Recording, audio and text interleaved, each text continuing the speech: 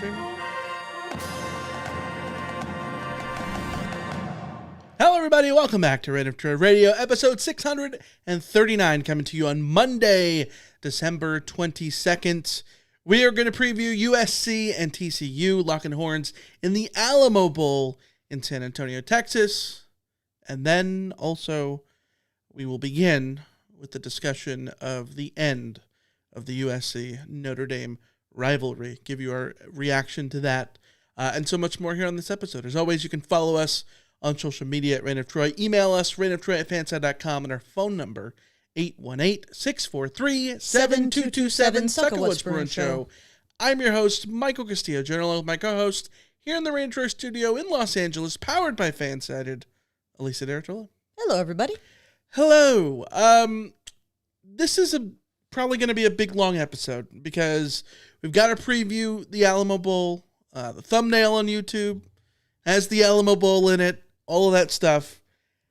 But I think the main reason people are going to be listening to this is our reaction to SC and Notre Dame no longer playing. So I think we have to just jump right into it.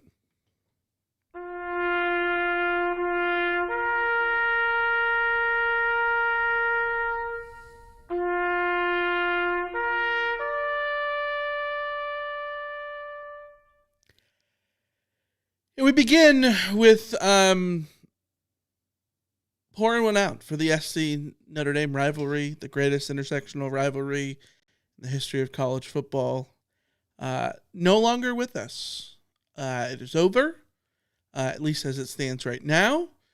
Notre Dame announced a home-and-home with the BYU Cougars for the next 2 seasons, sort of fills in the spots where the Trojans and the Irish would play in November of 2026, October of 2027. Ross Dellinger has reported that schools are working on a restart as soon as 2030. 2030 feels like a long time away. I know it's not really, but it is. It's 4 years away, though. Yeah, but that means 5 years of not playing. No, that means an entire freshman class will not have played USC in their career. I mean, Notre Dame in their careers. Or vice versa for USC. Yeah, I tell me your thoughts. Talk to me. Well, this sucks. I don't think there's any getting around that. I've made my opinion of the rivalry pretty clear. It is important. It doesn't have to make a lot of sense or be particularly convenient to be important. I would have sacrificed literally everything and inconvenienced USC at every level in order to keep this rivalry going. I think at the core, I have an issue with USC prioritizing college football playoff and the politics of the current college football system over the rivalry. Having said that, I understand why this is happening. I understand why USC has the stance that they have. And I actually agree with the way that USC has ultimately played this out, even though it resulted in the rivalry ending, because in the end, and people who have listened for a while will know that I've changed my perspective on this a little bit from the last time we talked about it. In the end, I think the rivalry is dead today because of Notre Dame. And I will tell you why. Ryan Karchi had a thread that I'm going to read on Twitter that I think explains pretty much everything about why now and why. This is what Karchi said. USC and Notre Dame were close to announcing a continuation of their rivalry earlier this season, a source told the LA Times. USC was ready to compromise and play the 26th game in November, but then USC learned of Notre Dame's agreement with the CFP to have a guaranteed spot in the top 12. In light of Notre Dame's agreement regarding the CFP, USC, which hadn't been aware of it, reversed course on its plan to compromise and insisted that the Notre Dame game be played in Week 0 in 2026 instead. A source said they felt ND's agreement was, quote, a material advantage that could disadvantage USC. USC's calculus changed considerably on the day of the CFP selection. USC was already on the fence about a compromise. Then concerns emerged over what the committee was rewarding versus punishing, namely how the committee might punish a late-season loss to Notre Dame. Had Notre Dame had its agreement with the CFP committee in place in 2025, the Irish would have gotten in over Miami, who beat them earlier in the season. That scenario was a concern for USC. Now, what that tells us is that USC was looking at this, or at least if not USC, if this isn't exactly what USC was thinking, here's the way I am now viewing the full picture that we have. One, that USC has substantial reason to not play Notre Dame every year. We've known this all along. It has never really made sense for these two teams to play each year. It has been an inconvenience, a very great one that we love, but an inconvenience nonetheless. And the way that USC has been looking at it from a CFP perspective is that having the Notre Dame game on their schedule while also playing a Big Ten schedule is making life significantly harder in every fashion for USC. From a competitive standpoint, scheduling standpoint, the logistics of scheduling standpoint, from a travel perspective, USC is already traveling a lot for the Big Ten schedule, and Notre Dame adds to that every other year. So there are good reasons why USC would look at it, especially in the era of the college football playoff committee decisions, where as much as they say they look in detail at these teams, first and foremost, they look at win-loss. First and foremost, they look at how many wins do you have and how many losses do you have. Thus, you get a team like Ole Miss that played a relatively weak SEC schedule, that played an extremely weak non-conference schedule, that went 11-1, was in the playoff without debate, Ole Miss is a really good team. I'm not saying that Ole Miss doesn't deserve to be there, but Ole Miss did not play a difficult schedule, and simply by going 11-1 in the SEC, they were guaranteed a spot. Effectively, teams that went 10-2 in the SEC are guaranteed a spot. And if you go 10-2 in the Big Ten, you might as well be in a really good position to have a spot, unless you have Notre Dame lurking at number 11 and taking your spot from you, whether you beat them or not, which is, again, back to USC's perspective of what does USC gain by playing Notre Dame? USC gains nothing tangible. Intangibly gains everything because the rivalry is great and we love it and the fans get stuff and it's just a part of the fabric of college football. So intangibly, USC gains everything. But tangibly, if you're looking at cost-benefit analysis, the only team that benefits from this rivalry ending is USC, because they don't need Notre Dame on their resume. All they need to do is get through their Big Ten schedule, and they'll be with a strong enough record, and they will be in the playoff. And getting in the playoff means more money. Getting in the playoff means your head coach isn't on the hot seat. Like, there's a lot of reasons for USC to want to be, even just have the status of being in the playoff. Meanwhile, you have Notre Dame, who has everything to gain from this rivalry, who needs USC to bolster their resume, who needs a win over USC to give them a boost. In fact, their best win this season was USC.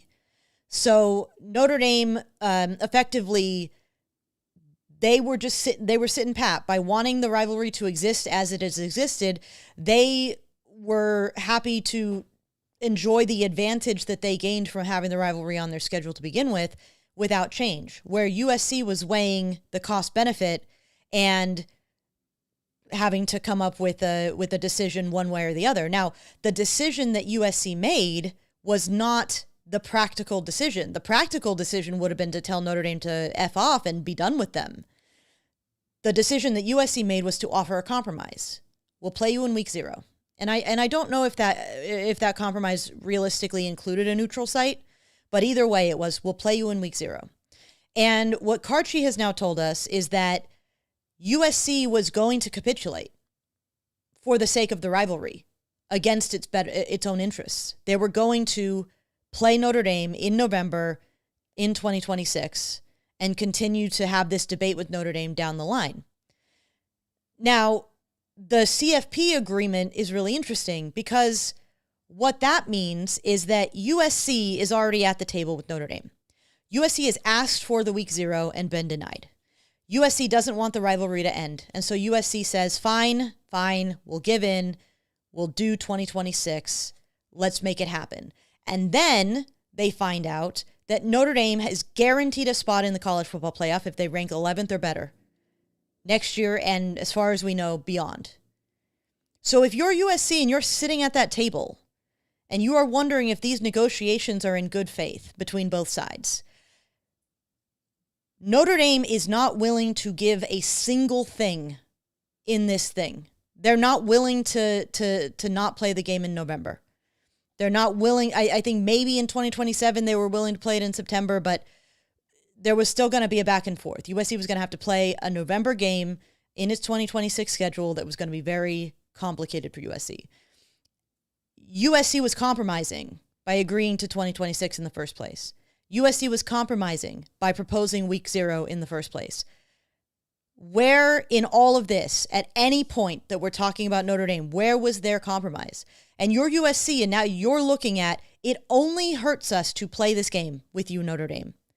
Meanwhile, you get all the benefit of playing us, and you've got a guarantee in the playoff that obviously circumstance would need to be very, very specific, but wherein we could still beat you and still get screwed over by you. So there is nothing to gain for USC. Beating Notre Dame isn't what gets USC into the playoff in the end. Beating Notre Dame won't stop Notre Dame's guarantee from keeping USC out of the playoff if they ended up in that position. So USC's looking at Notre Dame and saying like, okay, hold on.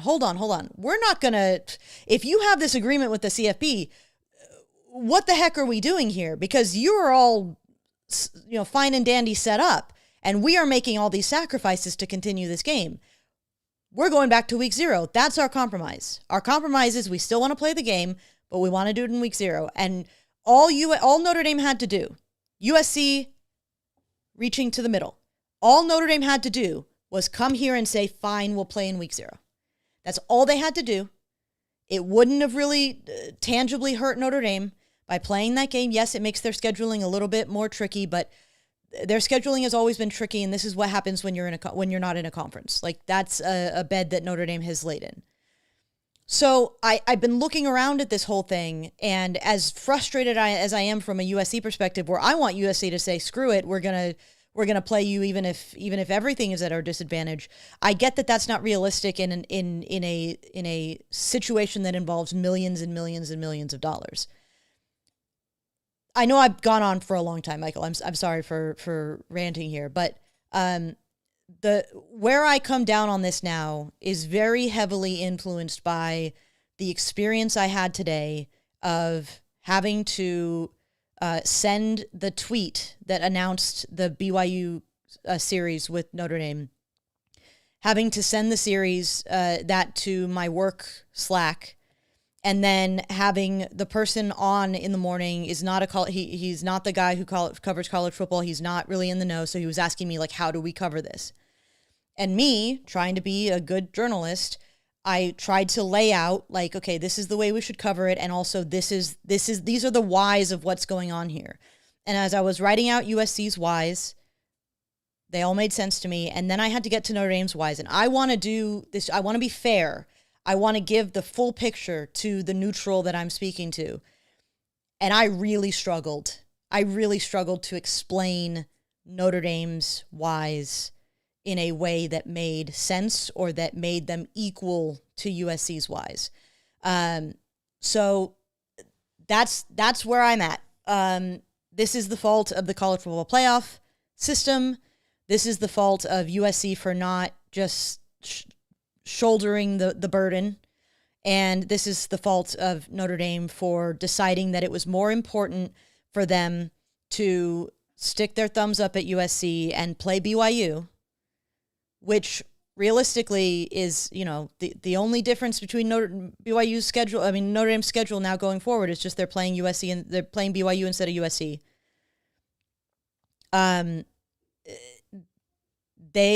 To me, it is no coincidence that this morning Notre Dame has BYU ready and scheduled immediately, and USC doesn't have the alternative. USC doesn't have their backup plan ready to go right here, right now. Now, we can guess at what USC's backup plans are, but USC was not ready to push that button and say, we've given up on the rivalry. Here, we already have our backup plan in place. Notre Dame did. The talks broke down, and Notre Dame was, all right, fine, we're done. So, yeah, that's where I'm at. This sucks. And everybody sucks here, but one side is more of the asshole than the other.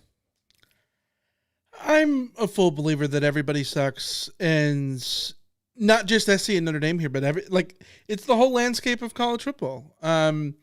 You can blame the college football playoff. I think you can blame the ending of the Pac-12. Well, SC obviously plays a ginormous role in the ending of the Pac-12. You can blame super conferences. You can blame money in college football. You can blame all these sort of things. It was all sort of inevitable. I think that logically, SC not seeing enough of a benefit to fight harder for this makes logical sense. At the same time, this goes to what people say in relationships. If he wanted it, he would. If SC really wanted it, yeah, they would have. If Notre Dame really wanted it, yeah, they would have. And I think that's sad. I think it sucks. I think it sucks that we've gotten here. At the same time, this is what college football is in 2025 and going forward. Texas A&M didn't play for 13, 14 years, whatever that was. Utah, BYU didn't play.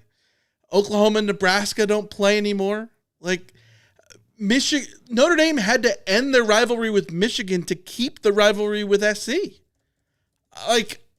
There are a lot of sacrilegious decisions having to be made here. And so I think that, it sucks. I think one of my frustrations is you look at how this all played out and you include BYU in the conversation, and you see everyone's incentives at play. You see SC, not needing to play the Notre Dame game because you play a 9-game Big Ten schedule, and so there is no agreement. You see Notre Dame needing a game against SC or somebody, and filling it with BYU, and you see BYU who equally needs Notre Dame too because they just went 11-1 the regular season, and they weren't considered a lock for the playoff despite going 11-1 the regular season because they ain't played nobody, kind of thing, right? And so I do think it is funny that Notre Dame goes to BYU. BYU, the school who has had scheduling issues. Nobody wants to schedule BYU because they were independent for 10 years while they whined about Utah leaving the Mountain West and all that stuff. And so they know the struggle of independence. And of course, they're the ones who sort of inked the deal with Notre Dame in lieu of the Trojans. And they need each other way more than USC needs either of them is what it is. Yes. And I think that the other thing is you mentioned the college football playoff, and it's the thing that pisses me off about this is, and this is not a new thing, this has happened for years now, is the reaction to everything being what just happened and not having any foresight, not having any flexibility or anything. So we all know that all off season, the talk has been the expansion of the playoff. That the 12-team playoff is very temperamental because we know that they're going to go to 16. People are talking about 24. There's even some dumbasses talking about 48, right? We know that that's the direction of the playoff. So why is anyone dragging their feet and making such a line in the sand over the 12 at this point? Or over the whatever, I understand, if you get to 16, auto bids are going to be a thing, and then SC's playing of Notre Dame doesn't become the burden that it could be to the schedule and to everything else. And for Notre Dame, like, you get to 16 and like their weird agreement with the conference, I mean, with the college football playoff maybe changes. Like, that's where we're headed. Yeah. A year or two from now. Like, and everything is always an overreaction to what just happened. And we saw this weekend with all the bitching about JMU playing Oregon and Tulane playing Ole Miss and all the people full diapered about, well, we can't have these G5 teams in there. Things would have been better off with Notre Dame or Texas, BYU in the playoff. Like, this is ridiculous. Completely not remembering that there were blowouts all the way back when you had 14 playoffs. Mm-hmm. And was it back-to-back years the Big Ten champ got blown out by 30-something points in the college football playoff with a 4-team playoff? Even back to the BCS, too. Yeah, like, this is what happens. It's... And so everything now, last year, people didn't like the Boise State got a bye, so we had to change that. Couldn't have that now. Couldn't have only conference champions get a bye. So got to fix that. So okay, so now Ohio State, now as a conference champion, gets a bye this year, and now going forward, they're like, well, we got to change. It can't just be the top 5 conference champions. We got to make sure that, like, the ACC is definitely included because of this fluke-ass year in which a 7-5 ACC team, which is always the doomsday scenario that I've always discussed for why I don't like auto bids, by the way. Yeah. But it's the once in a 30-year perfect storm, and it happened, and now we're overreacting to this and legislating that Notre Dame gets a perk that nobody else gets. And all these things, it's like you're overreacting to something that happened one time, and it's a whole bunch of overreactions to things that happened one time over and over and over again, rather than just fixing the problem in one fell swoop, or realizing that the fixes are coming anyways because you spent the entire offseason talking about these things. So I don't know. I'm frustrated with this. At the same time, there is a lot of apathy from me, and I hate myself for that. But, like, in 2025, this is not the college football we grew up with. We grew up with SC and Stanford having 12:30 kickoffs on ABC with Keith Jackson and Dan Fouts on the call and Lynn Swann on the sideline. Like, that's, to me, what college football is, right? And we are so far removed from that. The conferences aren't the same. The conferences aren't geographical. The bowls don't matter. Rivalries that were sacred no longer matter. The playoff has been expanded to teams that we no longer would consider worthy. But now we do consider the team that's 13th in the country to be worthy for some reason because we've decided that they are. Like, nothing is the same anymore. And as much as I want to sit here and be the old man yelling at clouds, like, upset about it, like, what does that serve? College football is not coming back to what it was in 2002. You know what I mean? Yeah, 100%. Unfortunately, that's just the reality. Yeah. And it was always bound to change in some way or form that we didn't like. Yeah. And there will be kids growing up in this system who will talk about, the good old days of the 12-team playoff when they're in, doing 48 or whatever. So it's just the nature of the beast. Back in my day, 5-7 Mississippi State didn't make the playoff.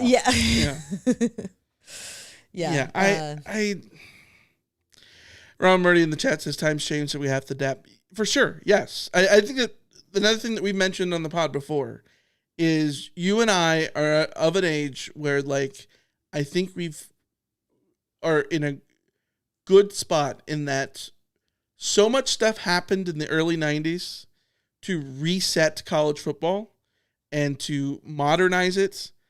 And so we have, like, you and I cannot fathom that in 1989 there were like 30-something independent teams, and that included Florida State, Penn State, Pitt, like all these, Tulsa, like all these schools were independent. Like, you and I can't think about that. That's incomprehensible to us, right? And in soccer, it's incomprehensible that the Champions League only had like 12 teams back then, right? Like everything got changed in the 90s when the internet came around, the commercialization of sports came around, everything got, interleague play came into baseball. The wild card games were included after the 94 strike in baseball. Like, everything changed in the 90s.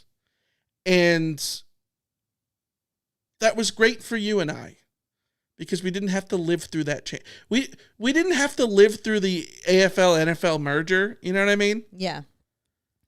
And now, like, there's I've said this before, like, there's a part of me that just wants to fast forward 10 years and let's just get to the two stupid ESPN Fox leagues and get on with it, because as much as it kills me that the NFLization of college football, like, it's inevitable at this point and it sucks and I feel helpless in trying to stop it or any of those things.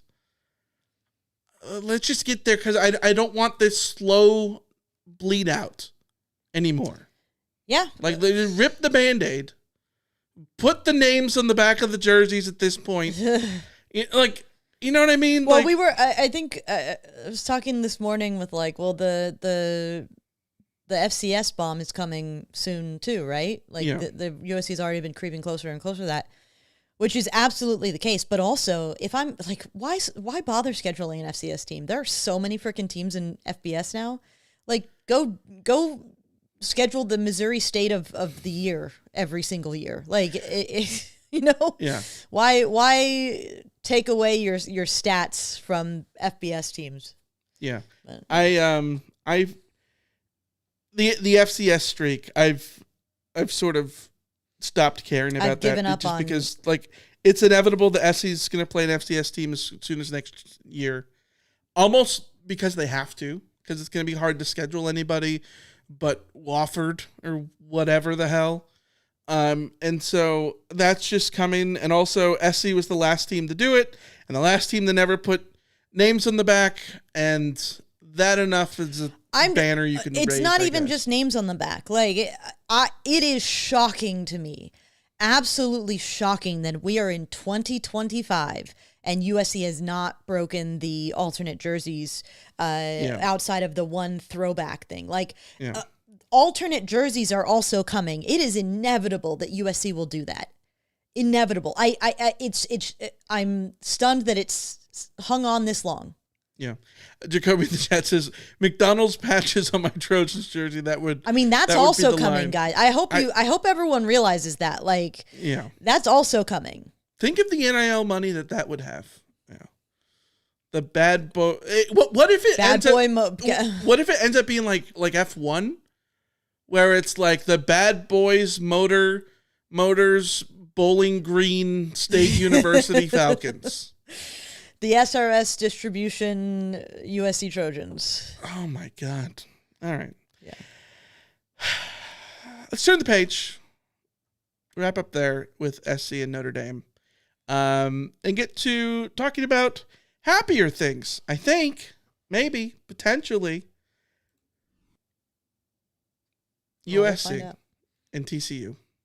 Locking horns in the Alamo Bowl, 6 p.m. Pacific. Next Tuesday night, December 30th, 6 p.m. on ESPN. The Trojans and the TCU Horned Frogs. The Froggies coming in 8-4 under Sonny Dykes this season. Sonny Dykes took them to the national championship game a few years ago with Max Duggan. They got their ass blown out, but anybody would have, including SC that year, against that Georgia team, which was absolutely ridiculous.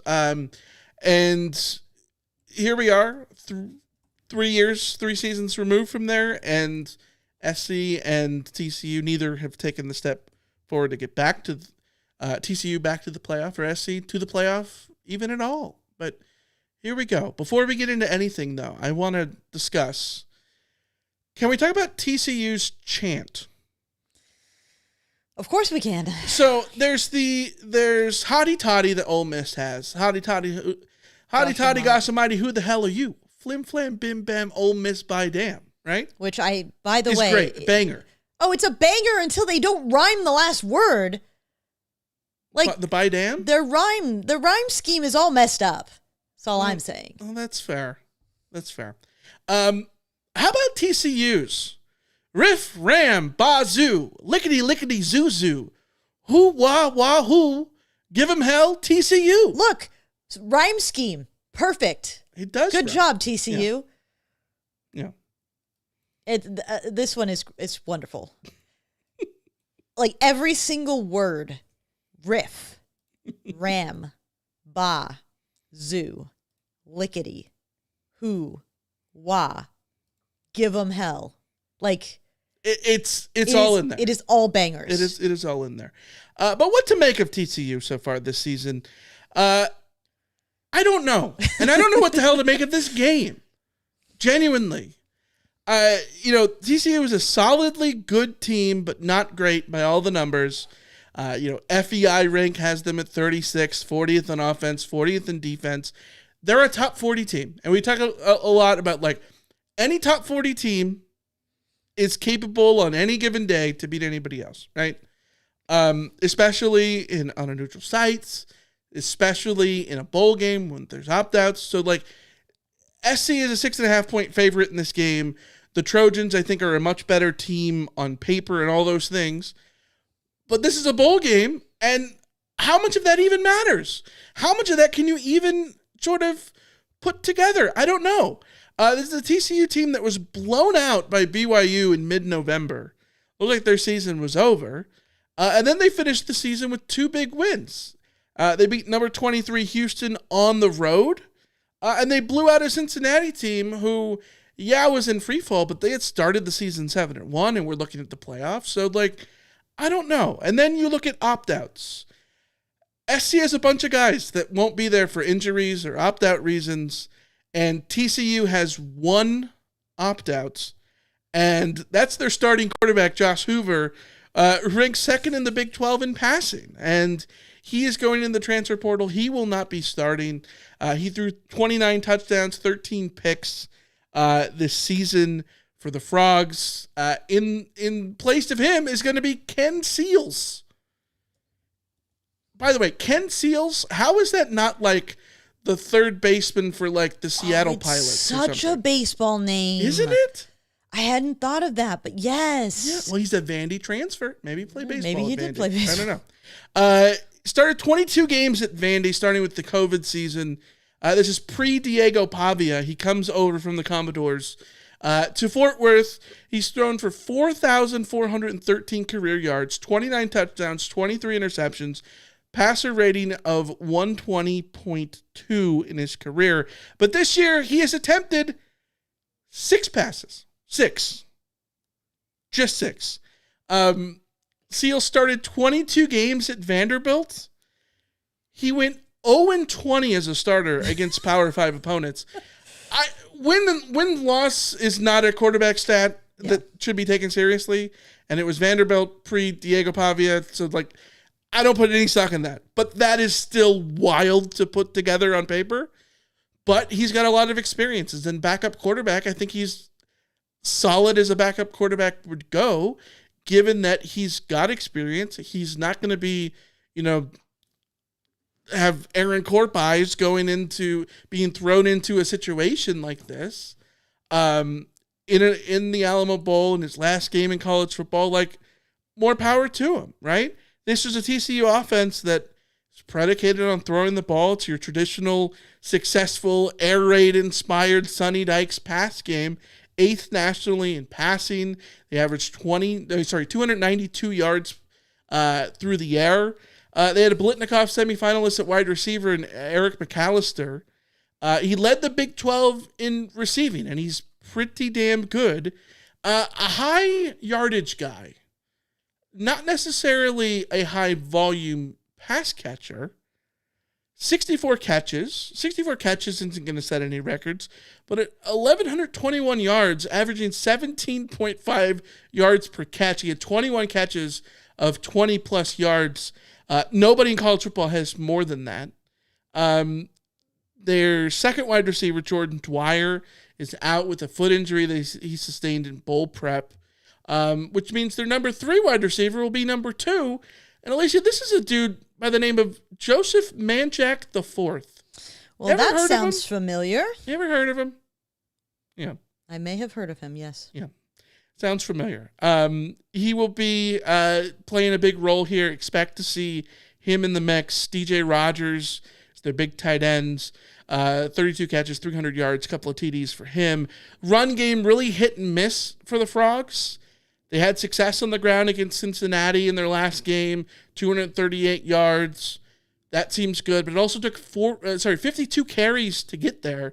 They ranked 93rd nationally with 132.6 yards per game. My first thought was, well, they throw the ball a lot, so maybe this is like SC where like the total is not necessarily crazy, but the average is good. The efficiency is good. Not the case. 97th in yards per carry. If you go to sack adjusted, it's only 4.48 sack adjusted yards per carry. That's not great. But their running backs, interesting. Kavorian Barnes is a guy who's been in and out of the lineup. 4.6 yards per carry, 3 touchdowns. He missed the final 3 games of the season. Jeremy Payne is the sort of the danger man in the backfield right now. Last 2 games, 103 yards at Houston, that win over a ranked Houston Cougar team, and 174 in the season finale against Cincinnati. So if they're able to run the ball like that, that'll help out Ken Seals a lot. And then you look at this is the defense for SC that's going to be without so many big names. No Eric Gentry, no Kamari Ramsey, no Bishop Fitzgerald due to injury, unless he's able to somehow heal up and play in time, which he wishes he could. So what do you make of the matchup of TCU's offense against SC's defense? It just depends on which SC defense shows up. I mean, on the plus side, USC had been playing games without Bishop Fitzgerald and Kamari Ramsey. So, they have gotten to see the replacements there, and they've gotten live reps for those guys. So hopefully they're ready for this. But it's like, I'm with you, like for a hot and cold run offense, it's hard to predict that they will be cold when USC's run defense has just been very susceptible at times, certainly in the first half, to a run game going after them. The tricky bit is that, like, I do you take Ken Seals seriously?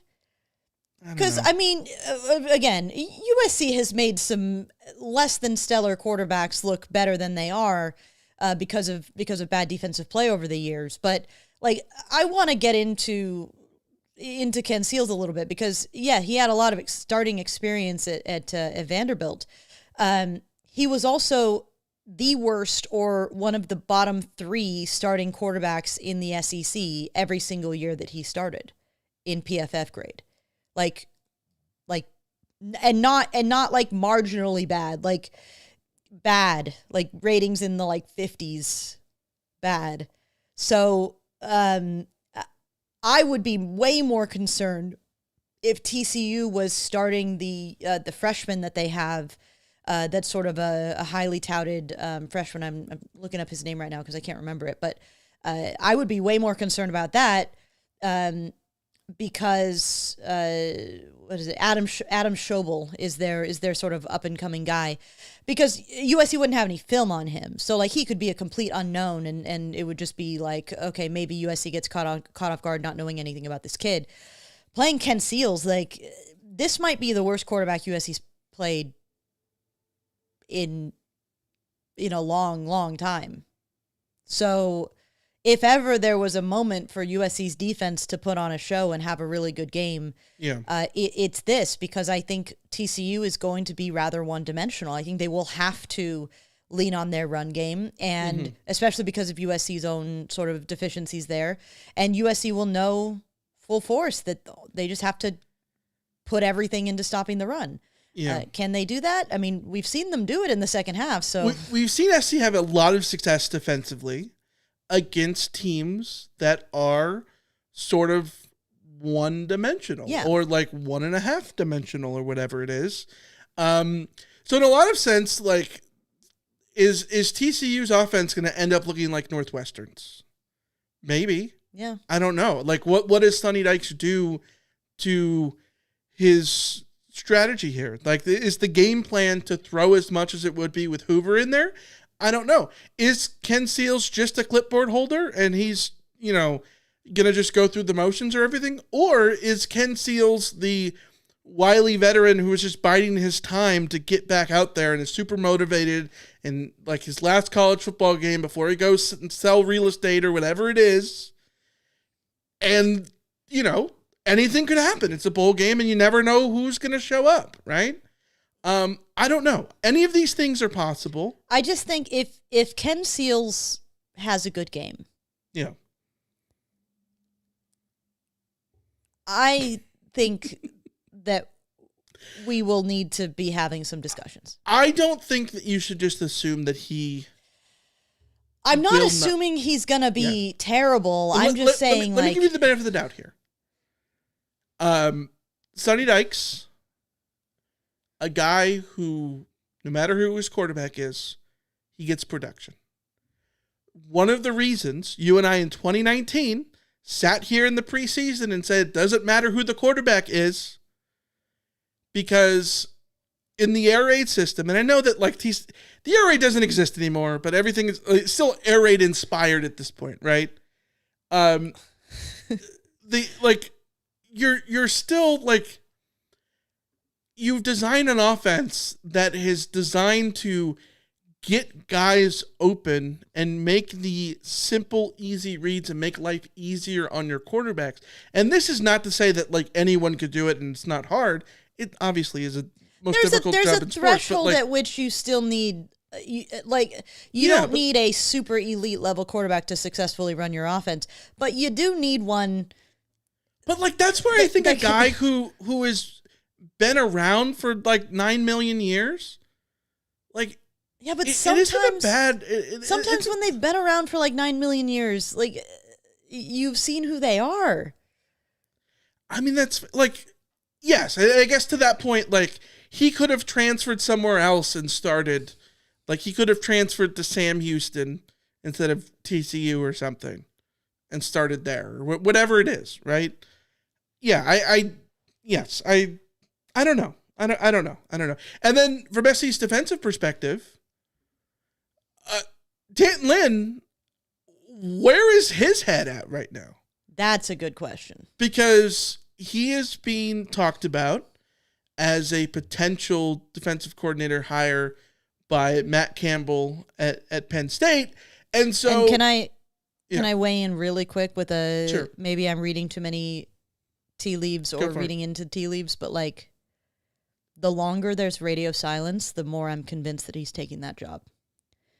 Because if he wasn't taking that job, then you would shut it down already. You would just say you shut it down and you say it's all good, or you'd hear Penn State moving on to other candidates.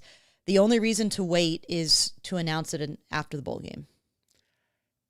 That's fair. That's my harebrained that's fair theory. Would transparency feel better for you?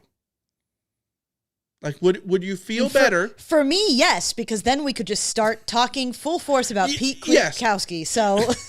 But in terms of like the players, I don't know. Like I don't know what I would be very curious what the locker room feels like with these rumors hanging around, with the uncertainty.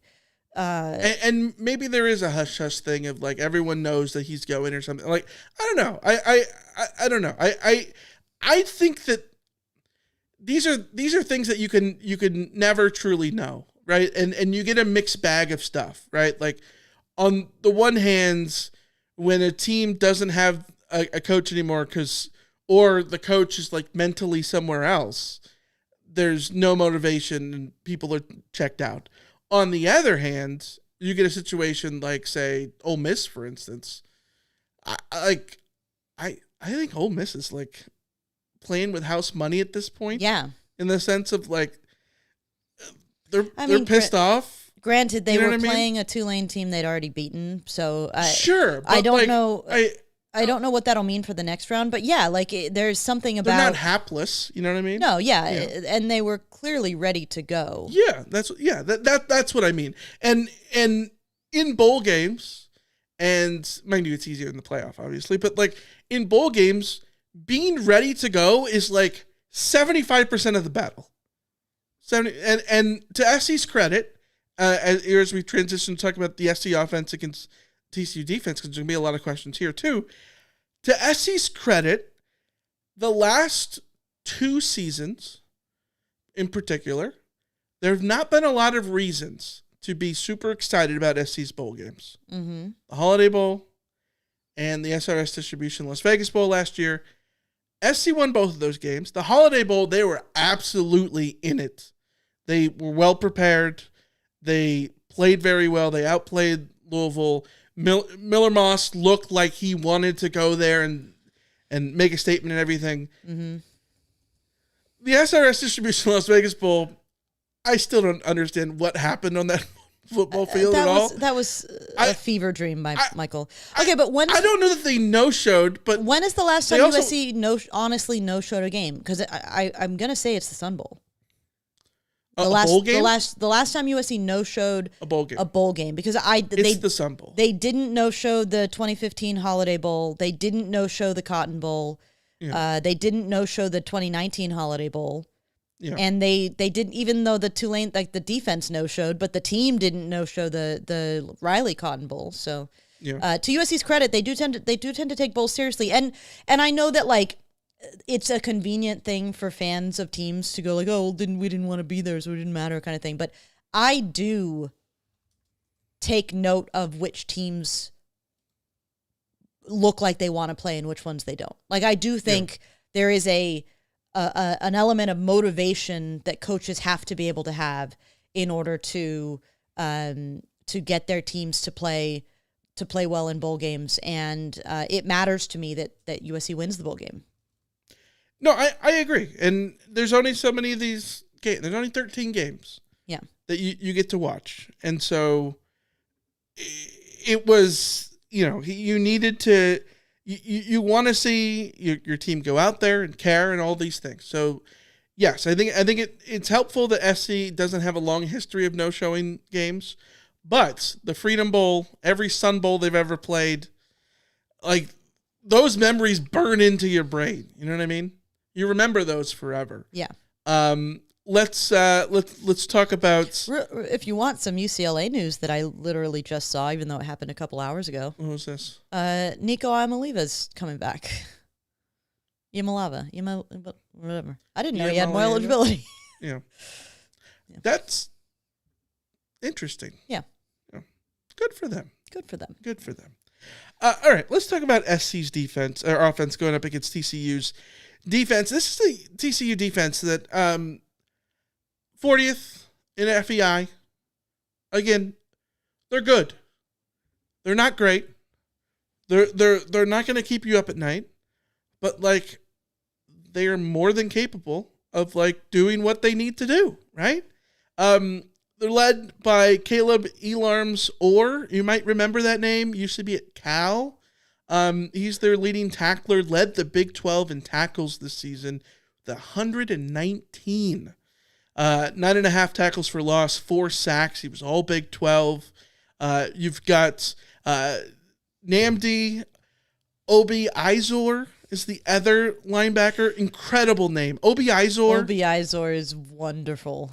Tell me that isn't like a video game character. It sounds like it's very Jedi. It's very Star Wars. I love it. 81 tackles, 4 tackles for loss, a couple sacks. In the back ends, you got Bud Clark, who's the guy to keep an eye on at safety. 54 tackles, 4 picks, 5 PBUs. Vernon Glover at corner is someone who it's been really effective. 1 pick, 6 PBUs. Then you got Jamel Johnson, the other safety, 89 tackles and 4 interceptions. This is a TCU defense that creates a lot of turnovers. They were one of the higher ranked teams in terms of forcing turnovers. They don't create a lot of tackles for loss, but they get a lot of turnovers. They don't create a lot of sacks, but they are effective enough to, hold down teams and be the top 40 defense in FEI. Devin Deal is the defensive end to keep an eye on. 8.5 tackles for loss, 3.5 sacks. Alicia, and then this is an SC offense that will be led by Jaden Mayava at quarterback, which is good. Big. First time since the Cotton Bowl that SC will have its starting quarterback be the quarterback. Oh. And Caleb Williams was great in that Cotton Bowl. Yeah. Against Tulane. And so that's good. But you're without your Biletnikoff Award winner, Mekhi Lemon at wide receiver. You're without your 12 touchdown guy from a year ago, Jacoby Lane, at wide receiver. You're without your tight ends. Lake McCree opted out. Walker Lyons going to the transfer portal, right? Like, you're without your running backs have been in a weird situation. Brian Jackson is going to the transfer portal. What do you make of what this offense is? Because as I see it, it's like Mayava, King Miller, Tanook Hines, and who else? Well, I would love to know if Waymo is playing because he's re-signed. They might want him to just get to the offseason and be healthy, but I haven't been able to really seen anything specifically saying that he's going to play. We also haven't seen anything specifically saying he's not going to play. The receiver one is definitely the tricky part, but at the same time, like, I think this is just as fun of a receiver setup as USC had in that SRS Distribution Las Vegas Bowl, where it's a changing of the guard and you sort of get to see what the young guys have. This is a big opportunity for all of those guys to have built up some chemistry with Jade Mayava, some familiarity with Jade Mayava, knowing that there are some big-name freshmen coming in next year, knowing that USC could go portaling if they need to for a wide receiver. Like, this is going to be a big opportunity for some of these guys, in addition to a big opportunity for some of these other guys who are going to be leaving. I expect to see a lot of Jaden Richardson. We saw him in cameos. Every time he came in cameos, I thought he did a really good job of becoming available and being sure-handed and all of that. So I'm excited to see him get a shot. Jay Fair should be out there, another veteran guy that should be a reliable pass catcher, hopefully. And then obviously, like, Tanook Hines is now wide receiver 1. It's his show, and we've seen what he can do in terms of being able to pick up the slack and pick up a lot of volume. And then you've got like guys like Romero Eisen and Corey Sims, who are the young guys who really didn't get chances this season, who will have an opportunity to stand out and get people talking about them going into next year's recruiting battle. I think the thing about USC is, USC has often lacked for wide receiver depth, but USC has done a pretty good job consistently recruiting that position over the years. And I don't think it's going to be a situation where USC has nobody who is ready to step up, even if it's just, like, if I'll make a guess right now, my guess would be that it'll be Tanook, Richardson, and Fair, who are the primary pass catchers for USC. But I'm not really stressing that group. I'm not. What I'm stressing most is just that TCU's defense is pretty consistently solid. And if USC's offense is discombobulated because of the absences of players or because of transfer portal guys or all of that kind of stuff, then, TCU they're not a dumpster fire defensively. Like, they know what they're about. They're not the best defense, like you said, but they also are pretty well and capable of limiting teams to sort of the 20-point range. They've given up more a couple times this season, but only a couple. They got blasted by BYU. They got blasted by Kansas State.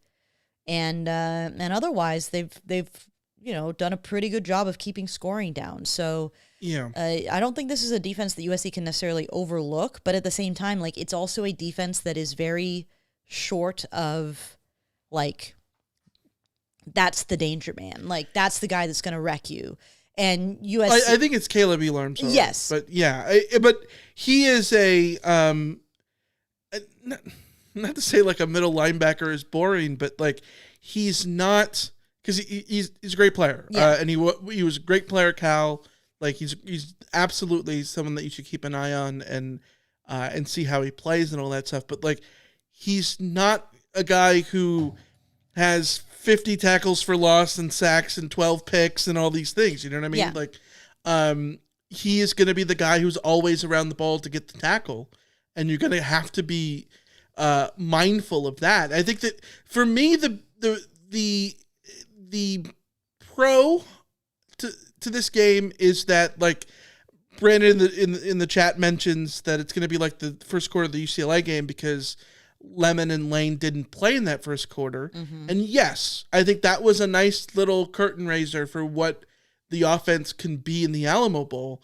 When you look back at the first quarter and you had Richardson and Fair and Sims and all those guys, Snook Hines, out there.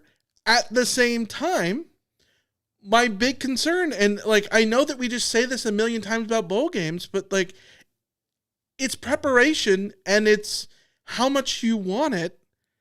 TCU doesn't have any opt-outs on defense. Yeah.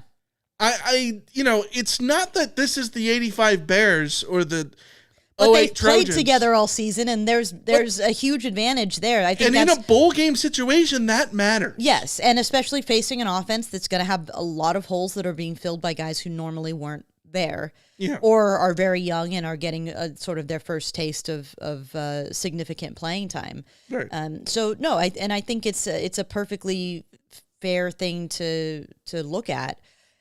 Having said all of that, USC's offense still has far more talent than TCU has available to them on defense. Yeah. Simply having Jaden Mayava present and running that offense gives USC a huge leg up over TCU in the matchup. So it will come down to more or less about just how quickly USC is able to settle in and make good decisions. Yeah, I was really concerned that SC's offense 2 years ago going in the Holiday Bowl against the Louisville team that I think was probably better than this TCU team, but not crazily dissimilar, right?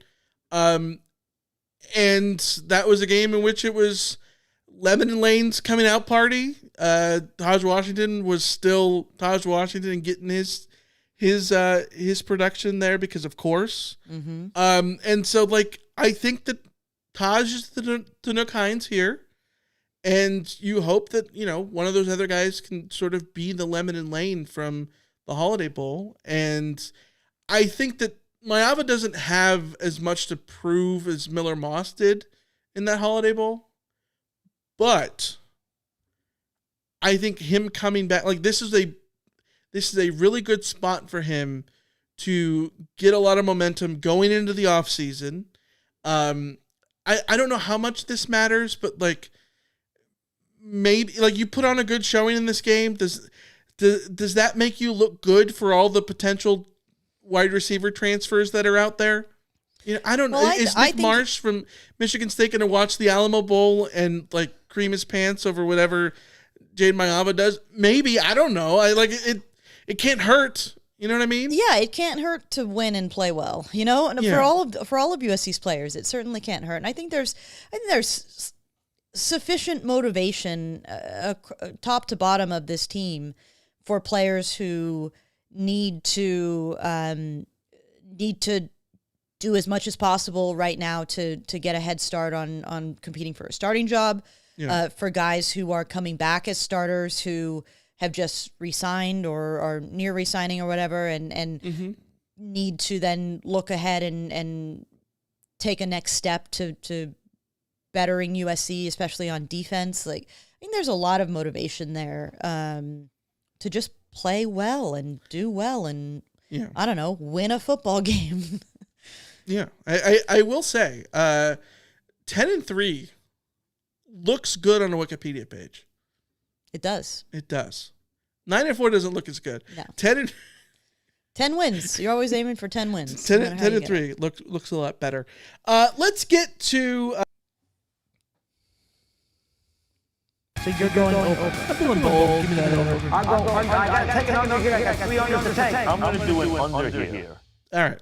We start with the first one. Over under 114.5. And again, these over unders, it's a bowl game. They're worth 2 points. 2 points. So Vince in San Diego, is that who's running away with it, I think? I think so. Everyone's catchable. You can go 12-0 here and really make up a lot of ground. So first one, 114.5 King Miller rushing yards. He needs 115 to break Ronald Jones and his freshman rushing record from 2015. He's currently at 873. He needs 988 to break it. 987 ties. He also needs 127 to hit 1,000 yards. So I'm not asking about the 1,000 yards, but will he set the USC freshman rushing record? Over under 114. I was very tempted to take the under just so I don't jinx him. But I also think that this might be a scenario where USC sets out to give him that opportunity. So I'm picking over. This is an easy over for me, strictly because who else is going to run the football? Yeah. Wayman Jordan was not listed as someone who's definitely missing the bowl game. So we might look like an absolute, set of dummies here when Wayman Jordan runs for $136 in the Alamo Bowl or something. But I even if Wayman Jordan plays, I don't expect him to have a huge role. Brian Jackson is transferring. Harry Dalton is transferring. And I don't know if Riley Wormley. I don't know if Riley Wormley is healthy. So yeah, it's. You put Carson Tabarachi back there. He's got to play tight end. Yeah, the depth is not great. So yeah. I'm taking the over there too. Let's go to the next one. Over under 6.5 Kennedy Urlacher tackles. Kennedy Urlacher, one of those guys I'm really excited about for next season. I'm going to say something that sounds weird. He doesn't play like the son of a Hall of Famer. And I say this because I think that there is, fair or not, probably unfair, to kids of Hall, because I didn't think this about Brendan Rice, for instance, but he doesn't play like someone who is entitled or someone who can just rely on his talent or his last name or anything like that. He's not Matt Grudegood, but there's a little Matt Grudegood motor in his game, in the sense of you can tell that high effort, and I love that. He's got some spunk to him. You agree? A lot of spunk. Yeah. Yeah. That's why I like him. Yeah. He got thrown in there and, he wasn't always pretty, but if you're a player who goes out there and throws your body around and plays hard, I'm going to be a big fan of you. And that's, I think, what Kennedy Urlacher did as he came in those last few games. And 19 of his 24 tackles came in the last 3 games. We know Eric Gentry, so he's going to be probably getting a lot of time next to Desmond Stevens. No Kamari Ramsey, which probably limits other tackle opportunities only gives him more tackle opportunities here. 6.5 is the line. This could be a game in which he has 14 tackles and gets a super over here, but I like 7 for him. Okay, so you're taking the over. If you told me before we started this how many tackles for Kennedy Urlacher have, I would have said 7. So I'm taking the over. Okay, so 6, 7. I'll take the over too. I'm feeling good about that too. I thought about we could have put the line higher, but maybe that's just because I'm just too big on Kennedy Urlacher.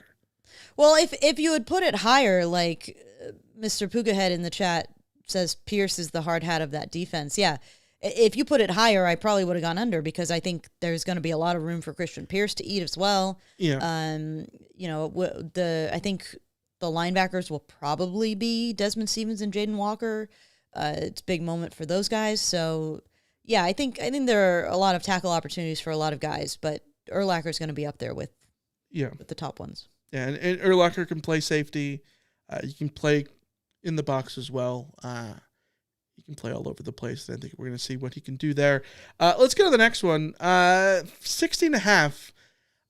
Zacharias Williams receiving yards. Jacoby Lane had 60 in the Holiday Bowl with 2 touchdowns in the 2023 Holiday Bowl. That was a game which had a lot of opt-outs with the receivers and all of that kind of stuff. Opt-outs and transfers. So 60.5. Zacharias Williams receiving yards. Where are you?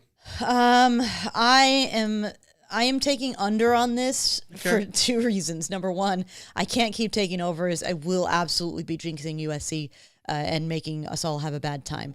Number 2, I just don't know who the receivers are going to be. Like, I just don't know how this is all going to shake out. I could imagine one where Zach Williams is the number 1 receiver for USC in the end in terms of production. I could also imagine one where he literally doesn't see a snap because who the hell knows? You know? Yeah. So, yeah, I'm taking the under just because there's so much uncertainty about who will even be on the field for USC. Yeah.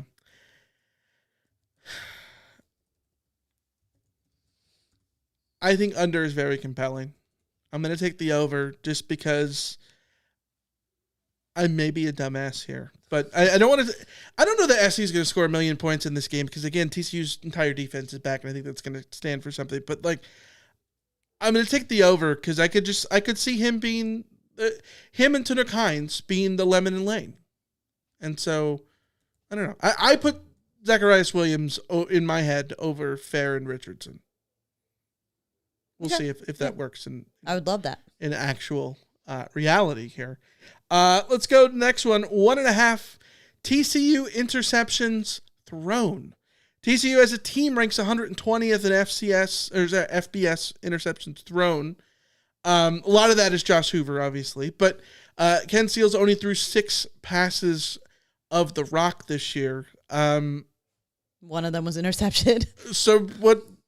5 multi-interception games while at Vandy.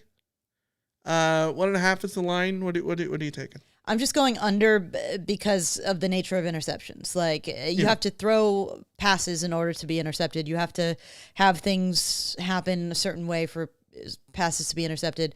So I'm just going to go under mainly because I don't know that TCU is going to ask Ken Seals to, like, be a high-volume passer in this game. Okay. I'm taking the over. Oh. I might just go over us all the way down. Oh, you're bolder than I am. Yeah, I'm taking the over. Change things up. I will go so far to say one of them is Kennedy Urlacher, and the other one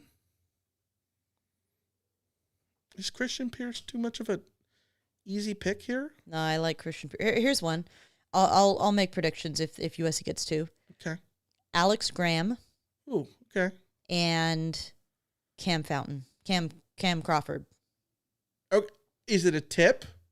Something. Is it him dropping it in zone? The ball getting tipped up at the line and him just catching it. Something like that. How about a Josh Jarrett? Oh, yes, please. Sign me up. Yeah. Let's go to the next one. 10.5. Yeah, I was taking the over on that one. I think I made that clear. 10.5. TCU second half points. The Frogs are averaging 14.2 second half points per game this year. They score more in the first half, but still pretty even. I think it's 16 in the first half, 14 in the second half.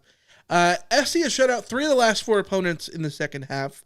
They allowed 3 to Nebraska the week before. Before that stretch, they allowed 14 to Oregon, which seems like a lot compared to everything else, but also, like, I think they played much better defensively in the second half against Oregon to the point that 14 doesn't sound like a lot in comparison for how that game was played. Relative to what Oregon scores most games. Yeah, and I don't know. But 10.5. I debated putting this at 9.5, but we're going 10.5. Okay, I'm going under And I do so with a lot of pause because who knows what this game will look like in the second half. There are so many scenarios where USC is up big or TCU is up big or it's a shootout and, stuff's going crazy and USC's defense is just like wackadoo or whatever. Like there are so many possibilities. However, USC's second half defense has some magical voodoo juju going on. Yes. And who am I to question that? So I'm taking the under. I agree with you, but I'm taking the over. Over is all across. I think conventional logic here probably says that this, like, take the under on this game just in general. That this seems like TCU's entire defense is there, and TCU is starting Ken Seals at quarterback, who's thrown 6 times this year and wasn't good at Vanderbilt and all those things. I think a lot of that suggests on the surface that this will be an ugly defensive game. But to me, in a bowl game, that's why it won't be. You know what I mean? Mm-hmm. So I'm going to take the over there. Also, maybe this is besmirching Danton Lynn's second half abilities. I don't know, but like, given the questions about like his future right now, what it's at halftime when he needs to make adjustments, is he going to be answering text messages from Jay Paterno? I don't know. Who knows? I don't know. Next one, over under 4.48 TCU sack adjusted yards per carry. That is their average so far this year. Sack adjusted yards per carry.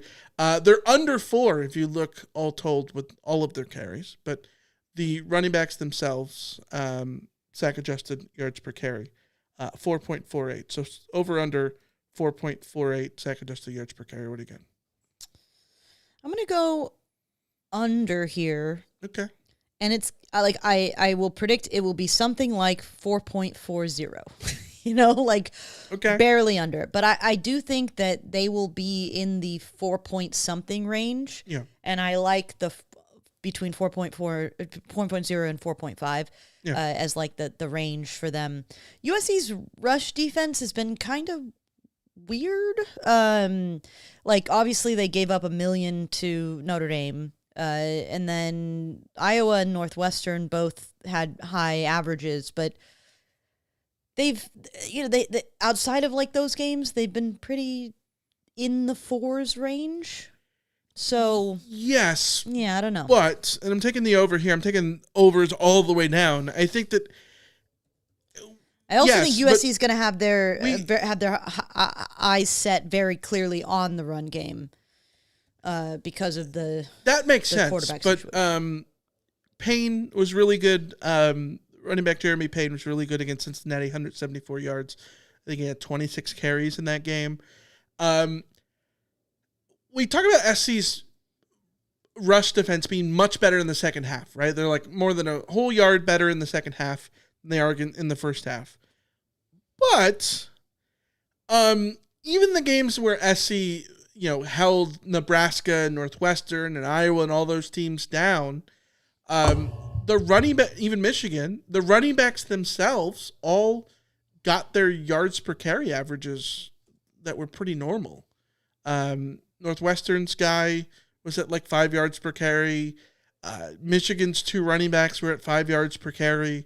So like they still got theirs on a per play basis. So I'm going to take the over here. I think that TCU might end up averaging under 4 yards per carry in this game due to sacks. Not to say that SC's got the greatest pass rush in the world, but like Ken Seals gets thrown in there. Maybe they're able to sack him a few times, whatever. But I think the running backs themselves will get there. So I'll take the over on that. Alicia, let's get to predictions.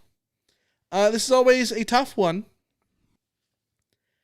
Vegas spread, 16.5 in favor of the Trojans. There is no FEI projection because they're doing them like as if it's the weeks, like normal weeks. Yeah, so it's not. It'll be next week. Yeah, it which is why I've been doing annoys me. CFB graphs lets you do like a advanced stats matchups that you For put anybody? for anybody. Yeah. So if you're curious, CFB Graphs has USC 28, TCU 24. Sorry, yeah, thereabouts. Oh, I thought you were gonna pull a random one. Like, what is SC in Toledo? Well, it's 28.79 and 23.56. What's SC in Toledo? I'm curious. SC in Toledo, neutral site. Yeah. Let's see.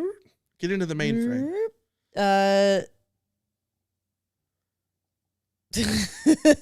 USC 27.78 points, Toledo 21.08, USC 62.2 win probability. That is not what I would have expected. No. Okay, what's your prediction? What do you got? You want Akron? Sure. USC Akron 38.12, Akron 14.67. Wow. 6-7. Yeah. 6-7. That's crazy. What's your score prediction? What do you got? I'm going USC 35, TCU 24. I think that USC's offense is still high-powered enough, and I'm not stressing the guys who are missing so much that USC won't be able to put up points. Like, I do think there will be a ceiling on their point total, which is why I'm going 35. But, USC's defense has been much improved lately, but I still think they're just, like, good for giving up 20 whenever, which is, fine if you're scoring more than 20. So, I'll go 24 for TCU. I genuinely have no idea. I'm. It's a bowl game. No one does. It's a bowl game. No one does. There's gonna be, let's just say, weird scores. Let's say SC wins 33-29. Don't ask me how. Well, that sounds like a very interesting game to watch, Michael. It's a very U score. Very. I'm U surprised. Score. Yeah. This is a game I genuinely would not be surprised by anything.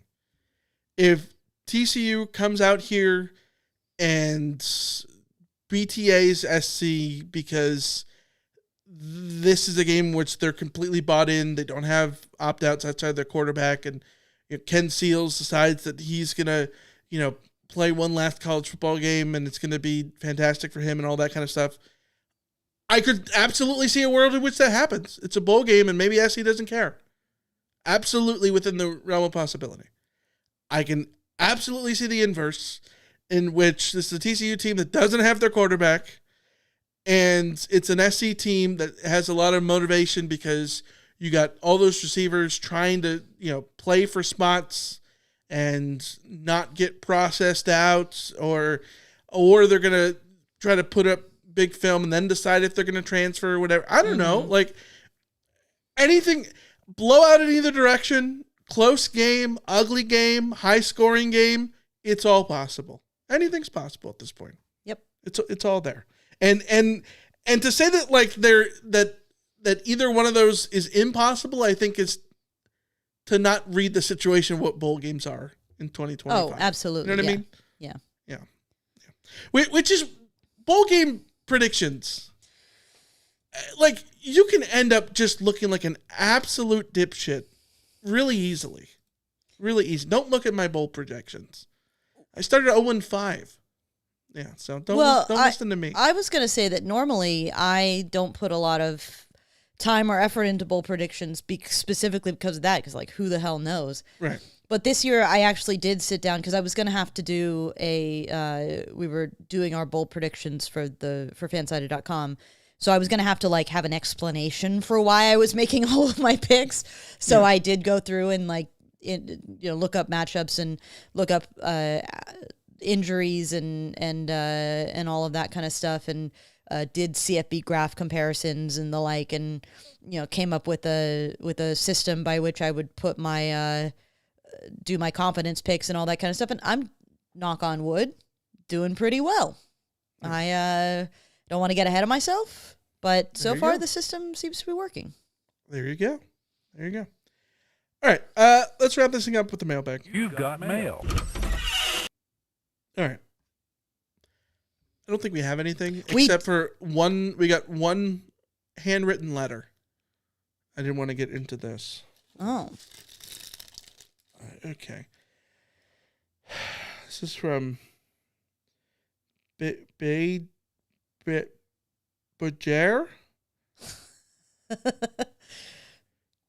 Messy Oh, handwriting? I think it's a Christmas list. Oh. I think it's a Christmas list. It says long walk. Treat. Well, he's gotten both of those. Lick butt. What's this? Belly rub. Last one is Jesse plays with me. Well, that's asking way too much. Santa can't fulfill that one. Yeah. Well, thanks for the write-in, Badger from the Valley. Thank you.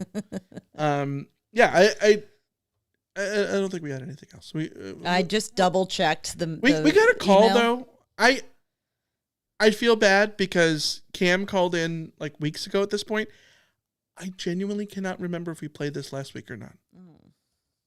But just in case we didn't. Hey, Randall Troy. It's Cameron from Frisco, Texas. I just got word that USC will be playing TCU in the Alamo Bowl. Wait, that bowl game in Texas? It is. Oh, no. We're in trouble. I think we did play that one because I remembered the oh no. Oh no! But that is the thing we didn't mention in the preview. Yeah, it's the Texas streak. of it all. Yeah. Yep. Mr. Pukahead in the chat says getting Tulane vibes for this game. Well, the thing about Tulane is that like USC, there was no if USC's defense had the barest hint of a pulse, USC would have won that game going away. Yeah, it was the Tulane game. I have not rewatched it, but if I remember right, it was a game in which SC started out slow, then completely turned it on. Caleb Williams was great, and then blew it at the end. Right? Isn't that what happened? Well, he threw a late interception, but like it wasn't. He threw an interception with very unfortunate timing, but also Mario Williams had the fumble muff. on the muff. Yeah, there was a series of unfortunate events that happened late in that game, but the majority of the problem was the defense and or special teams. Yeah. Which, by the way, again, like I said, like I don't expect any changes from the staffing perspective until after the bowl game, but somebody earlier up in the chat said we need new linebackers and special teams coach. I don't think there's going to be a change at linebacker, but at some point USC has to acknowledge that special teams has been harmful to its ability to win football games and that maybe they should be looking elsewhere for help in that regard. Yeah, Mr. Brookerhead says that Jordan Allison didn't play in the Cotton Bowl, which got me wondering, what is SC's record with the Biletnikoff winner not playing in a bowl game? The answer is 0-1. Marquise Lee did play in the Sun Bowl. He had 6 catches for 41 yards in 2012. So, yeah, there you go. All right, we're gonna wrap it up there. We will be back on game day for the CarCast. Feels like so long ago. I mean, so long until that happens, but. Alicia, you're doing videos now? Yes. So there will still be content here on YouTube? Yes. If you listen to the podcast and you like us, and if you're on social media, go find me at TikTok or check out our YouTube shorts because I'm doing those a lot more often. And also, I've started a new series we're calling Bubble Slants where I hop on for 10, 15 minutes and talk about a subject. So I've done... the re-signing thing. I did Jaden Mayaba's Heisman sort of potential for next year and all of that kind of stuff. So it's going to be kind of random topics that are timely or just whatever I feel like talking about at any given time. I want to do like a couple of those a week. Yeah. So keep an eye out, but giving a like and a subscribe and all that kind of stuff would help us greatly. Yeah, absolutely. West Texas Mike in the chat says, can't believe I'm going to be 0-4 in South Bend. God damn it. I was thinking about it. We didn't go this year. which means that as it stands down right now, my dad will have never gone. Mm-hmm. He should have gone. We should have taken him. It's going to have to wait until 2030. Long time. Yeah. And that's presumptive that they can even do it. Yeah. Rama Murdy says, love the shorts, Alicia. Thank you. See, that's an endorsement of the YouTube shorts. What? Oh, it was my Jesus. That was good. That was a wardrobe joke. For the record, the TikToks and the shorts are the same. So whichever platform you're on, I will post to both. So if you're interested in those, I'm basically just doing, because of YouTube Shorts time limits, I'm basically just keeping things under 3 minutes for. What's the Chinese TikTok? Red something? You posted that one too? I am not. No. You're gonna post to the new Vine? No, I'm not posting to the new Vine. Reels? Are you posting to Reels? We got to get on Reels. That's where we're missing. So what happens is you can watch your TikToks. It's okay. Now. I can put them on Reels in February. Yes. And then the YouTube Shorts that she does now, you won't see in your feed until 2027. West Texas Mike says, I hate YouTube Shorts. I've never clicked on one and thought, yeah, that was worth it. Well, I would hope that I am making it worth it on my end. I am not, for the shorts, I'm not clipping anything or like pigeonholing things into them. I am recording a 3-minute explanation of stuff that's going on or my reaction to something or whatever. So it's not stuff you get on the podcast, and it's just, my thoughts. So they're very much more like TikTok style videos than YouTube style videos, because I get what you mean with the YouTube Shorts. I hate how on the YouTube.coms, every short that's there in the little module with all the shorts, they all feel like a taboola spot in the paid marketing thing on a bottom of a website. Yes. You know what I mean? Like the toenail that's like 6 reasons that you might have cancer or whatever. Or it's like Oscar winners' sexy pictures go viral. You know what I mean? Like whatever it is, right?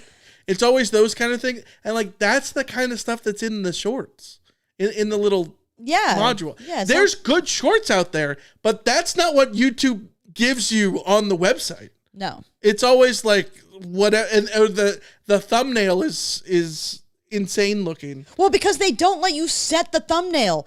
This is my biggest annoyance. It's just like, okay, you're not going to let me set the thumbnail, so you're just going to pick the most unflattering and weird-ass face that I make in every video and say that's going to be the thing that's going to attract people to click on your fucking video. Sorry for the language. This is funny, though, because I'm talking about like how like every YouTube Shorts on YouTube.com, like the actual website, that has some sort of salacious thumbnail. That makes sense because those just must be the ones that rank naturally. Yeah. Like, because the good content doesn't have a thumbnail, but yet the one where there's like cleavage or blood or like flames or whatever it is, like that's the one that people are going to click on. I don't know. The TikTok algorithm is based on your personality and what you click on. Yes. The YouTube Shorts one, the accounts are, but not the content. And I know this because like a lot of the YouTube Shorts that are on my that are in my algorithm are from content creators that I follow, that I watch, all this stuff. But yet it'll be a short from 2 years ago, and it's one that has some sort of salacious looking thumbnail by happenstance, right? Like it's not the kind, like it's not stuff that gets put in there that I'm not usually interacting with in that sense. It's just the most sort of extreme looking thumbnails. Yes. Yeah. Anyways, Ron Murdy says Merry Christmas. Merry Christmas to you. And Merry Christmas to everybody. Happy Festivus. Happy Hanukkah. Happy whatever you celebrate. Happy holidays. We hope that you have great time with you and yours and all your friends and family and whoever you want to spend time with. And 'tis the season. We'll be back on the 30th to talk SC and TCU in the Alamo Bowl. You didn't do a watch along? Yeah, we're gonna do a watch along. Okay. So come join us. USC TCU watch along will be here. Yeah. Checking it out. Yeah. Maybe I'll have some like hot chocolate or eggnog or something like that festive. Yeah. All right. Until next time, we will see ya. See ya. See ya.